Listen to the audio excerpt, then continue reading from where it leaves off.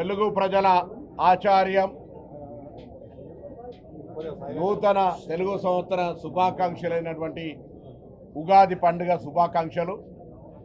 కరీంనగర్ ఉమ్మడి జిల్లా కాంగ్రెస్ పక్షాన అందరికీ ప్రజలంతా సుఖ సంతోషాలతో రాష్ట్ర వ్యాప్తంగా జిల్లా వ్యాప్తంగా సమృద్ధిగా వర్షాలు పడి పాడి పంటలతో ఆయుర ఆరోగ్యాలతో సుఖ సంతోషాలతో ఉండాలని ఈ ప్రజల ఆశీర్వచనంతో ఎన్నికైనటువంటి ప్రజాపాలన ప్రభుత్వంలో అన్ని రకాల కార్యక్రమాలు అభివృద్ధి సంక్షేమ కార్యక్రమాలు ప్రజల దాకా చేరే విధంగా ఆ భగవంతుడు అన్ని రకాల ఆశీర్వచనం ఇవ్వాలని సందర్భంగా కోరుకుంటూ ఉగాది అనేటువంటి మనకు తొలి పండుగగా ఈరోజు జరుగుతున్నటువంటి కార్యక్రమాలన్నీ సంవత్సర కాలం పాటుగా జరుగుతాయనే విధంగా మనం అందరం కూడా మరి ఈరోజు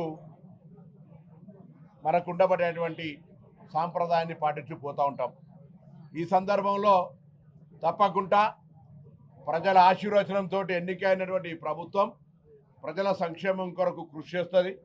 ఎవరెన్ని మాట్లాడినా ఎవరెన్ని చేసినా ఇది ప్రజల కోసం ఇప్పటికే పేదలకు సంబంధించిన అనేక కార్యక్రమాలు చేస్తూ ఉంది. భవిష్యత్తులో కూడా నిన్న శాసనసభలో గవర్నర్ గారి ప్రసంగ ధన్యవాదాలకు సంబంధించిన అంశం మీద ముఖ్యమంత్రి గారు చెప్పినట్టుగా తప్పకుండా అన్ని వర్గాలకు సంబంధించి అన్ని రకాల అంశాలను చేరుస్తూ తిరిగి వాళ్ళ ఆశీర్వచనంతో మళ్ళీ ప్రజాపాలన ప్రభుత్వం ముందుకు రావాలని సందర్భంగా అందుకు ప్రజలందరూ ఆశీర్వచనం కావాలని సందర్భంగా కోరుతా ఉన్నాం. వారు కేంద్ర హోంశాఖ మంత్రి, వారు తప్పకుండా వారి ఆలోచన విధానాన్ని లిఖితపూర్వకంగా ఇవ్వచ్చు, లేదా శాసనసభ స్పీకర్ గారికి కూడా దృష్టికి తీసుకుపోవచ్చు. ఊరికే ప్రెస్ కాన్ఫరెన్స్ చేసి ఒక భావోద్వేగాలకు సంబంధించిన అంశం మీద ఎవరైనా జాతీయ గీతాన్ని గౌరవించాల్సింది, జాతీయ గీతాన్ని గౌరవించకుండా ఉంటే ఎవరు నాట్ కరెక్ట్. కానీ అక్కడ జరుగుతున్నటువంటి అంశం వారందరూ కూడా జాతీయ గీతాన్ని ఆలాపన చేస్తూ చూస్తుంటారు. ఎవరు ఉంటుండ్రు పోతున్నారు అనేటువంటిది ఎవరు చూసేది ఉండదు. అట్లా మీరు గమనించినట్టయితే తప్పకుండా అందుకు సంబంధించిన అంశాన్ని శాసనసభ పరిధిలో అంశం కాబట్టి మరి మీ పార్టీ నాయకత్వం ఉంది, ఆ అంశానికి సంబంధించి సభ పది దృష్టికి తెమ్మని కోరుతాను. మూసీ ప్రక్షాళన విషయంలో కాంగ్రెస్ పార్టీ చేస్తున్న చర్యలు గాడ్సే ప్రభుత్వం అని చెప్పాడు. ఇలా గాంధీ ప్రభుత్వం కాదు, మీది గాంధీ ఆత్మ క్షోభిస్తుంది. చూడ మేమేమో ఇలా ఉగాది ఎవరిని విమర్శించకుండా అంతా సహృద్భావంగా మంచిగా జరగాలని కోరుకుంటా ఉన్నాం. మేము ఎవరు గాడ్సేలో ఎవరు గాంధీలో గాడ్సే వారసులే గాంధీ వారసులను గాడ్సే వారసులు అంటే అది వారి విజ్ఞత. మేము ఇలా గాంధీకి సంబంధించినటువంటి స్మృతివనం పెడతామంటే ఒకవైపు విమర్శ చేస్తూనే అందుకు సంబంధించిన ఆటంకాలు కలిగిస్తూనే తిరిగి గాడ్సేగా అభివర్ణిస్తూ ఉన్నారు. వాస్తవంగా ఆంగ్లేయులకు వ్యతిరేకంగా స్వతంత్రం కావాలని 30 సంవత్సరాలు పోరాడినటువంటి గాంధీ తాతను జాతి పితను ఒక దెబ్బ కొట్టడం కానీ ఎక్కడ హింసించినటువంటి ఆంగ్లేయులు ఉంటే స్వాతంత్రం వచ్చిన కొద్ది రోజుల్లోనే తుపాకీ పెట్టి కాల్చి చంపినటువంటి గాడ్సే వారసులు వాళ్ళు. ఇది జాతిపితకి ఇచ్చినటువంటి గౌరవం. వాళ్ళు జాతిపితకి గాడ్సేకు సంబంధించి మాట్లాడితే ఇలా గాడ్సే వారసులుగా ఈ భారతదేశం లోపల విభజించి పాలించు అనేటువంటి మతతత్వ వాదానికి మాత్రమే ప్రతిక చేస్తూ ఉన్నారు. కాంగ్రెస్ పార్టీ అన్ని మతాలకు, అన్ని కులాలకు, అన్ని ప్రాంతాలకు నెహ్రూ గారి నుంచి మొదలుపెట్టుకుంటే ఈరోజు భారతదేశం విద్య, వైద్య, ఇరిగేషన్ రంగాల్లో ప్రపంచంతో పోటీ పడే విధంగా ఉంది అంటే వారు ఇచ్చినటువంటి ప్రణాళికలు. పివి నరసింహారావు గారు మన జిల్లా బిడ్డ ఇచ్చినటువంటి ఆర్థిక సంస్కరణలు ఈరోజు భారతదేశం పురోభివృద్ధి కృషి చేసినాయి. నేను అడుగుతున్నా 12 సంవత్సరాల్లో నరేంద్ర మోడీ గారు ఊరికనే మాటల గారడి తప్ప ఈ దేశానికి సంబంధించి నిర్మాణాత్మకంగా జరిగిందో చెప్పే ప్రయత్నం చేయండి.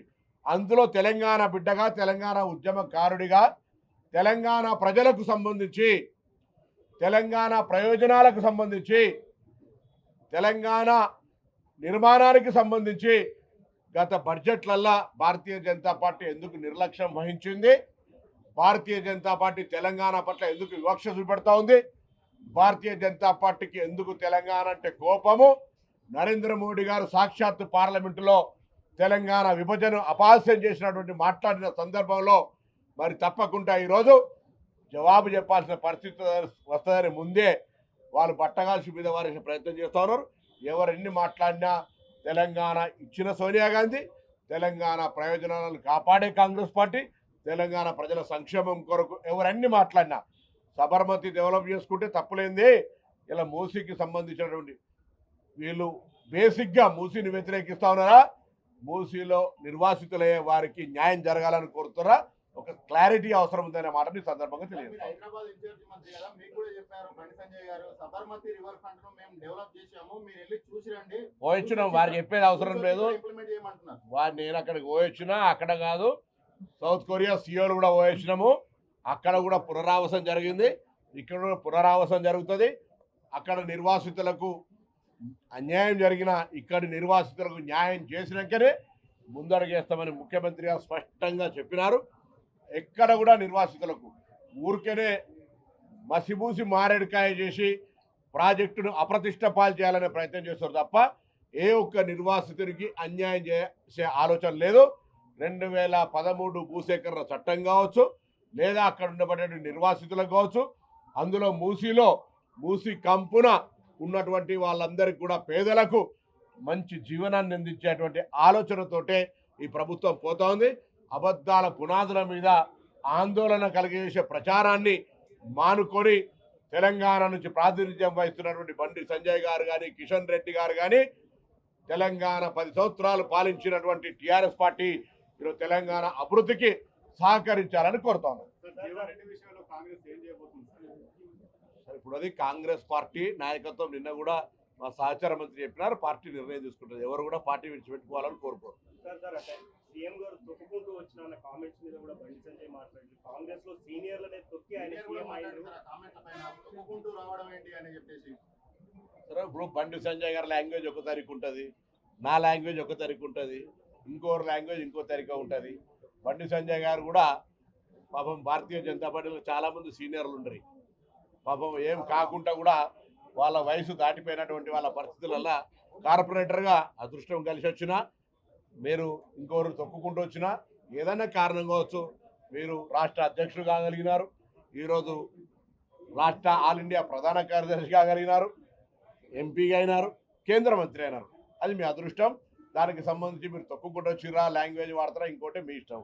వారు కూడా అవును, కాంగ్రెస్లో చాలామంది సీనియర్లు ఉన్నప్పటికీ వారికి అదృష్టం, వారు ఆ విధంగా మరి పిసిసి అధ్యక్షులైనారు, పార్లమెంటు సభ్యులైనారు, ముఖ్యమంత్రి అయినారు. సో ఇది ఎవరెవరు లాంగ్వేజ్ టర్మినాలజీ, ఎవరు మతం అంటారు, ఒకరు దేవుడు అంటారు, ఒకరు గాడ్సే అంటారు, ఒకరు గాంధీ అనేది ప్రజాస్వామ్యం.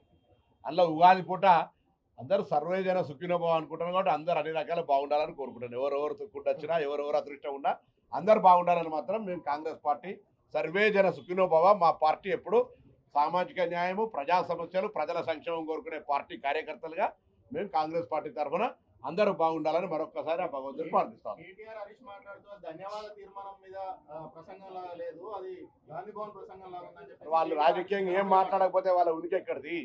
ఏదైనా మాట్లాడకపోతే వాళ్ళ ఎగ్జిస్టెన్స్ ఉండదు కదా. ఏదో ఒక విమర్శ చేయకుండా అవునవును భజన తాలి చప్పట్లు కొడితే వాళ్ళను ప్రజలు హర్షించారు కదా. ఏదో ఒకటి మాట్లాడాలా, మాట్లాడతారు, అది వాళ్ళ డ్యూటీ అది. కాబట్టి వాళ్ళని పెద్ద మేము సీరియస్గా తీసుకొని అయ్యో వీళ్ళు ఇట్లా అన్నారని ఇలా ఉగాది జరుపుకోకుండా ఉండేంత పరిస్థితి ఏం లేదు నాయన. బరాబర్ ఉగాదే వాళ్ళు అనేది అంటూ ఉంటారు. కాంగ్రెస్ పార్టీ ప్రజల ఆశీర్వచనంతో గెలిచింది. మేము చెప్పిన కార్యక్రమం చేసుకుంటూ పోతున్నాం. ఎవరు అడ్డం వచ్చినా కాంగ్రెస్ పార్టీ ప్రజా సంక్షేమం కొరకు కృషి చేసుకుంటూ పోతూనే ఉంటుంది. నమస్కారం, అందరికీ ఉగాది శుభాకాంక్షలు.